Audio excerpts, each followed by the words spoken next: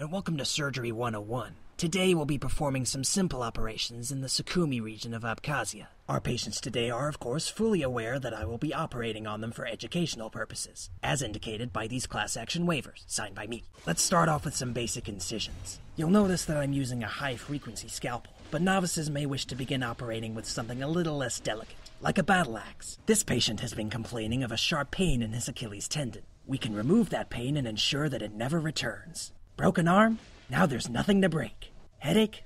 Fixed. Vasectomy? There's absolutely no problem that dismemberment cannot solve. While modern technology has, for the most part, made our jobs a lot easier, locating a specific organ for transplant is still no easy task. Even I can never seem to hit the kidneys on the first try. And there are 2 of them. That should, double my chances. Let's move on to some heart surgery. Unfortunately, our patient here is uncomfortable in a hospital environment, so much so that he finds it necessary to bring armed bodyguards into the operating room. As a result, we must resort to long-range methods. We're gonna replace his faulty heart with a suitable substitute. Just gonna pick my trajectory and... ta-da! Another successful operation. And look, the patient is completely unharmed. But we can fix that mistake. When dealing with difficult patients such as these, sometimes the element of surprise can be advantageous. Here we have the high ground over a reluctant patient who is yet to be admitted for his required brain surgery. He is completely unaware that he is about to be operated on much sooner than he is expecting. All we need to do is line up the scalpel and... see, he moved his head at the last minute.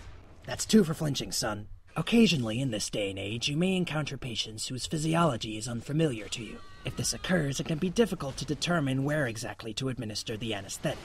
By my accounts, the undercarriage is usually a safe bet.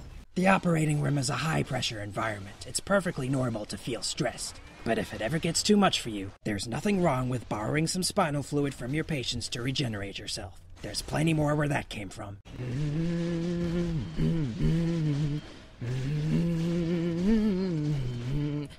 Well, made a mess of that one.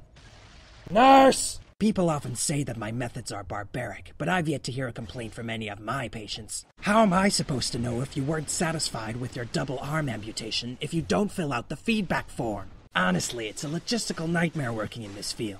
Jared here doesn't seem to mind. Do you, Jared? See? Literally exploding with happiness. Well, that concludes our lesson. Now you're ready to tackle whatever the world throws at you. As always, my door is open if you happen to run into any problems. Unless it's with pets. I hate pets. I can't do this all on my own. No, I know I'm no Superman. I'm no Superman.